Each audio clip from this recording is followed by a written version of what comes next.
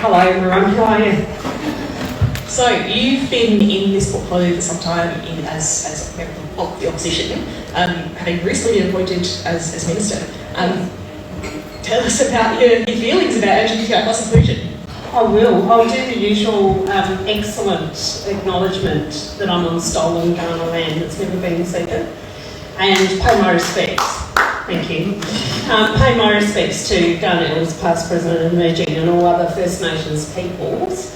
And also I'll acknowledge my parliamentary colleague Michelle Lensink. Michelle and I philosophically would have differences in terms of some of our views around policy, being that we're from different political parties. It shouldn't surprise you. But I think you'll find on these matters we're on a unity ticket. I think most people would call us fairly progressive and trying to lead the conversation in our party room at any given opportunity. I hope I haven't verballed you there, Michelle, but yeah, I absolutely respect the challenges, because I have them myself, that you face leading those policy discussions. So, welcome. Oh, absolutely. And how many women are in the room at the moment? Oh my goodness, Parliament is so much fun. Yeah. So, back to, what was your question? What was my question? I really just chat. Don't worry about these people. Yeah, fine. What sort of priorities I think you would want? Yeah, generally. Yeah, look, I think not just around inclusion for the LGBTQIA plus community, but for all people that have got any form of challenge in their life. If you're a little bit different or you don't fit into a certain prescribed box, community living can be tough, right?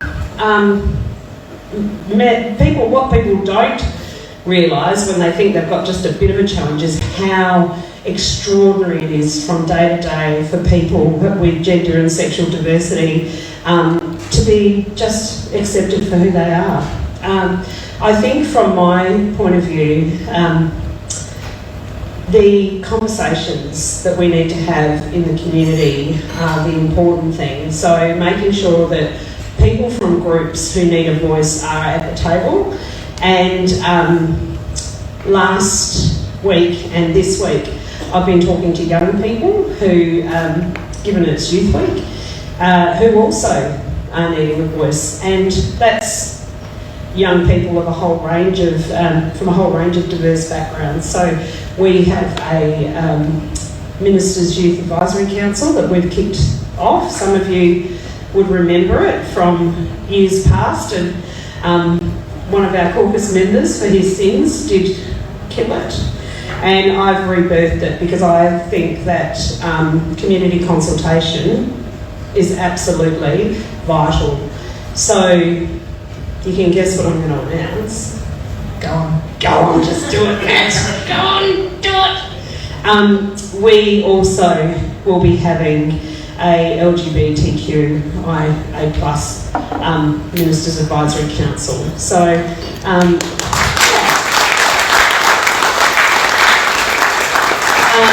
we know that Sarah does an amazing job. So Sarah operates at this level, big picture, big community consultation. We've got other incredible groups that I can see represented around the room. I'll have to do a shout out for the Pride of the South friends up the back there, my southern homies. Yeah, Yuri. I love getting together with that group. They've done an amazing job to represent a diverse community in the South that really didn't have a voice before. So that's what we're going to do. That's our first priority. Amazing. That's really exciting. We're excited to work with you on that and looking forward to it. Let's kick into the community questions, shall we? I mean, I do have some notes down here, but I'll tell you when to close your eyes, okay? Just pretend. It's not scripted. On that note. So the first question asked by one of our community members is a really hot topic. A lot of people really care about this. We saw in our survey that this was one of the most important issues, which is around conversion practices. You've drafted some legislation in around July 2020, which I understand received multi-partisan support at the time. And we've seen other states like Victoria lead in this space. So the first question is from no one, everyone is the answer, but I don't know the person. But is what is being done to ban conversion practices, and can you give us an update on Labor's plan for this? Yeah, so I set about consulting and getting legislation drafted a couple of years ago. COVID, annoying, didn't go away. But also we tackled across Parliament a range of other really challenging pieces of legislation that really had to be addressed, and that was abortion out of the criminal code. First of all, we had to stop protesting at abortion clinics, and then we also tackled voluntary assisted dying. And these debates, along with all the COVID stuff, took a long time. By the time we got around to an opportunity to reconsider putting the conversion therapy ban legislation on the table, there was not a lot of time left in Parliament. Now, what I do know is rushing through legislation like this just provides an opportunity for pain as well. If you don't spend and invest the right money to the services that are required to wrap around to provide the support. So we didn't table the legislation, although I felt like we might have had the numbers before. I hope we still have the numbers.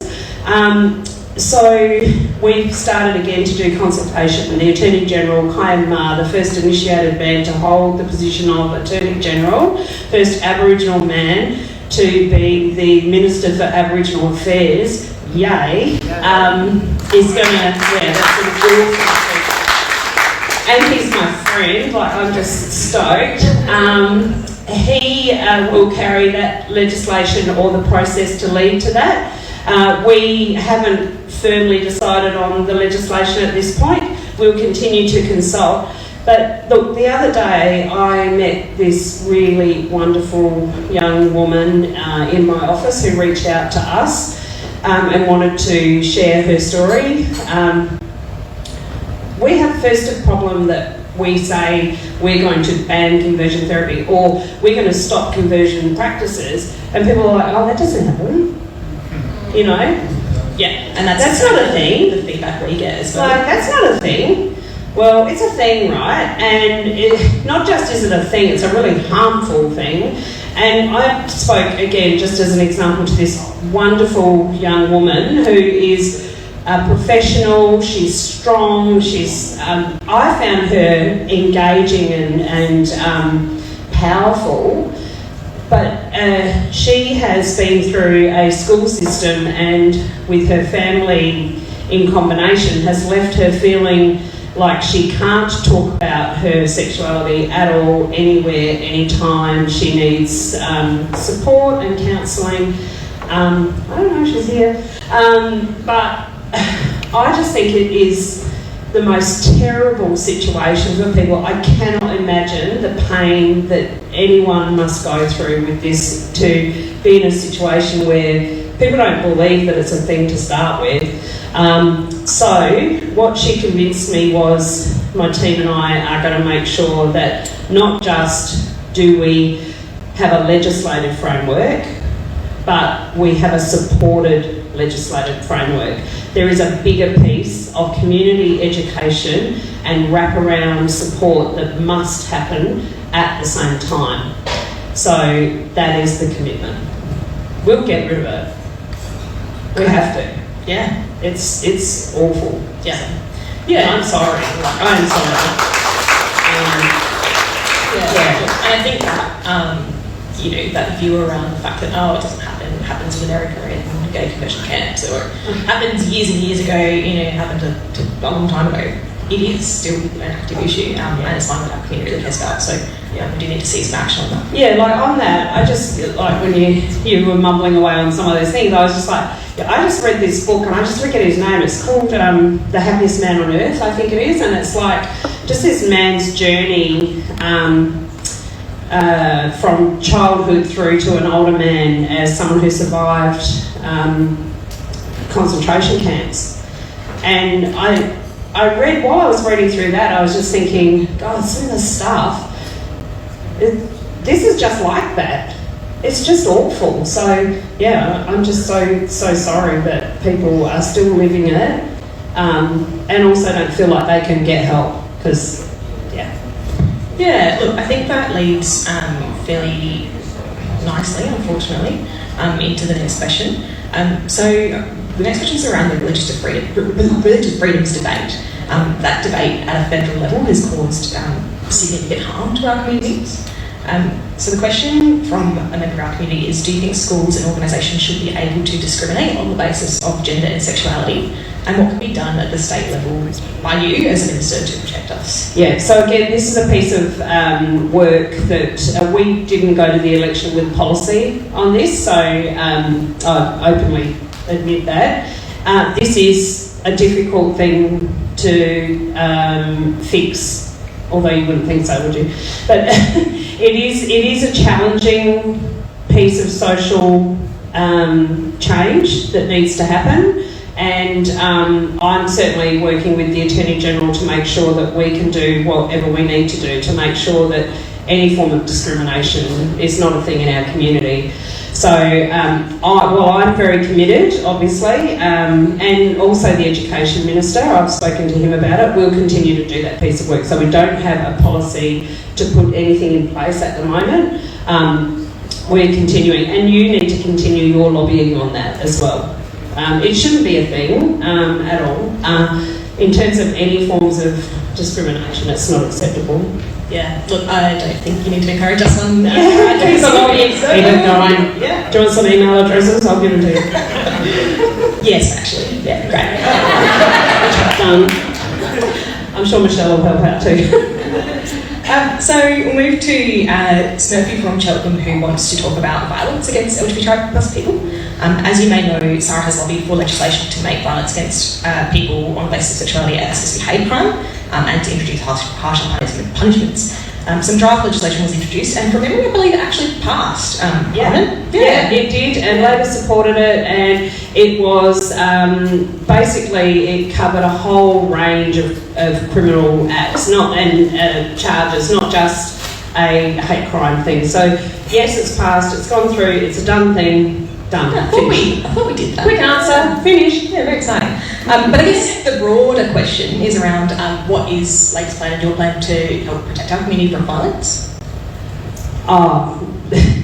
Well, in terms of gendered violence, and that we've got some other policies that Katrine Hildyard, the Minister for Women and the Minister for the Prevention of Family Violence, is helping the Attorney General with. But again, it's about education, it's about ensuring that our community is as safe as it can be. I don't have a specific suite for you other than to say we have a big overarching set of policies.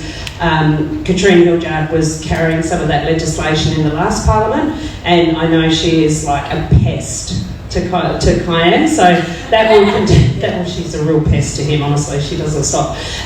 But she will continue to do that. Look, I think we've done a good job with that piece of legislation that was passed in the last Parliament. I think we've come a long way. We need to go a bit further. I don't have too many specifics for you in relation to that, but look, you don't need to talk to anyone about stopping violence that doesn't get it. I get it. You know, my son was killed in a one-punch assault. Violence towards anybody is a disgrace. I have zero tolerance for it. It is about education. I will continue to push in our party room and in our government that funding school education programs, community-based programs at the grassroots level are the way to go.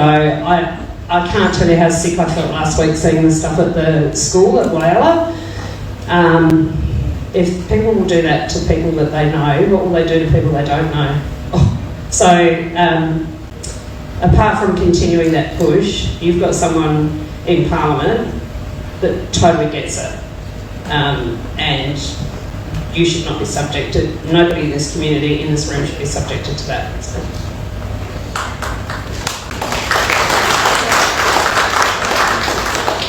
So So the next one is around mental health. Obviously this is a huge issue for our communities. Private Lives 3 was Australia's largest national survey of the health and wellbeing of our communities, came out in 2020.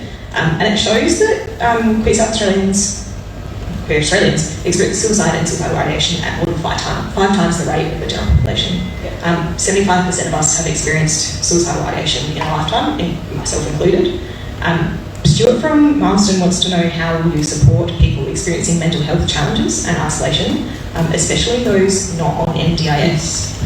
Well, there's a couple of things there. Even if you are on the NDIS, when you've got mental health problems, it doesn't mean you're going to get great support. If I'd have written the NDIS, I'm not sure whether I would have written it with mental health as part of it or not.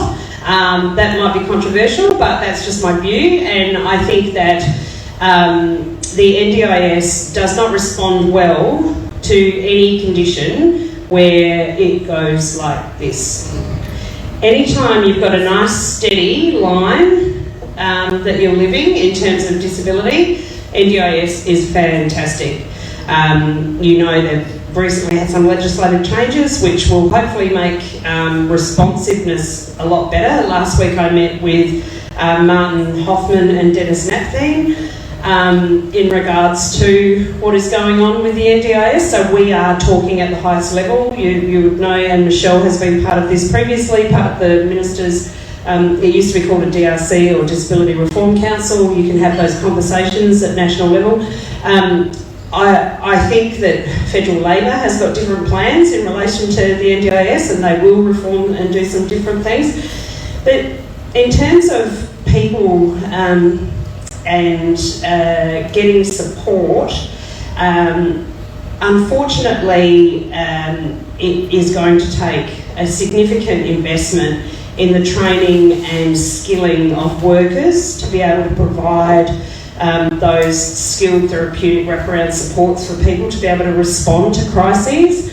And that's not just medical, but a lot of it is. Look, I can open up my paper and I can read you out all the numbers and stuff, but Labor is investing a shit ton of money and resourcing into mental health and wellbeing in the metropolitan area and in regional areas, as well as looking at substance abuse as a health issue that needs investment and support in terms of therapeutic beds. There is a whole range, there is a suicide prevention plan, there is a whole range of stuff that we are investing a lot of money in to try and target those matters that we've just spent the last 4 years in opposition consulting on and reflecting on and saying we need to do better. So there is human and infrastructure investment that is happening. So along with maybe some changes from an NDIS point of view, we've got some investments happening and they can't come quick enough. Yeah, I think the one thing we've noticed in our advocacy is that we can talk about mental health and we can talk about the need to solve and invest. But really for me the important part is making sure that it's LGBTI plus inclusive. Absolutely. Yeah, absolutely. And yeah, that comes with that other piece. All of these questions, there is this connector, right? Engagement directly with the government to influence policy, a government and leadership that acknowledges LGBTQIA plus for what it is. It is people living normal, everyday lives. And for whatever reason, we need to bring the community on a journey still. You wouldn't believe it, would you? The first state to outlaw homosexuality, and away we go, we're still here trying to be, and we're the last at doing some stuff. So there is this big picture, community education piece and engagement piece with leadership, and hopefully we're going to break down some of those barriers for you. Yeah, excellent. Look, I think the last one really sums all of that up, and it's about LGBTIQA plus communities in sport. We know we've seen really toxic debates in the media about our identities. they're playing out in the headlines, particularly around trans women and their participation in sport. It's being weaponised and framed as this divisive issue, this divisive ideological debate that wants to, come for us and tear us apart. Cara asked, will the Minister support and fund the development of the Adelaide United Pride Band going into the future? It was such an incredible event for the community and changed lives. I guess the thing that comment says to me is about, the importance of supporting our communities in sporting, areas. We've got plenty of codes. We've got, Rugby Sharks, we're out there every weekend, the AFLW Pride Round, Rainbow Crows, we've got amazing groups doing work in this space. So can you tell us a little bit about absolutely. Like, nobody's actually directly, until that question came through, nobody's actually directly come to me regarding that. And I'm not sure whether the Office for Rec and Sport was the primary funding source for that or not, but I'm happy to chase that up, and I can be a pest too.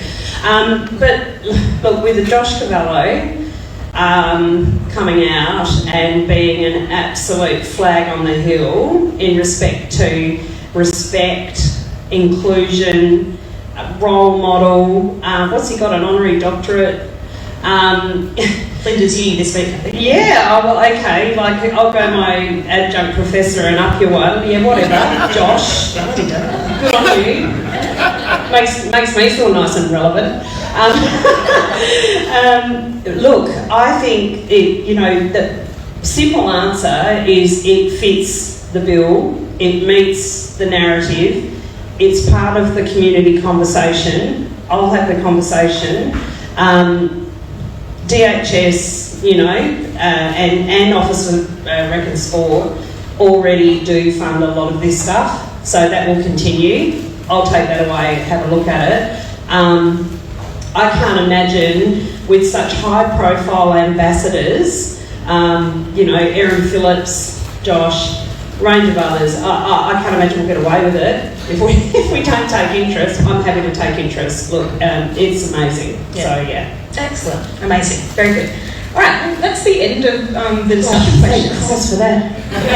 Honestly, under the grill. What was I saying before? It's hot up here. I'm sweating. I'm wet. I was saying before, the chat with Nat has such a great ring to it, and I was trying to think of what we do, maybe our voice with Varo. Sounds like a bad talk back, so I'm glad. That's amazing. But look, we'll call it a day for now, and we can't wait to work with you and your department on this really important issue. Oh, look, and thanks so much for having me and listening. And it's really good that it's like done and dusted. I can go and have a drink with the people and watch the rest of it. Lucky for some.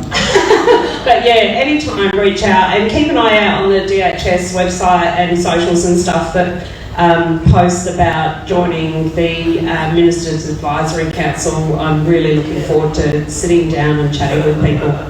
Thanks. Thanks. Giddy.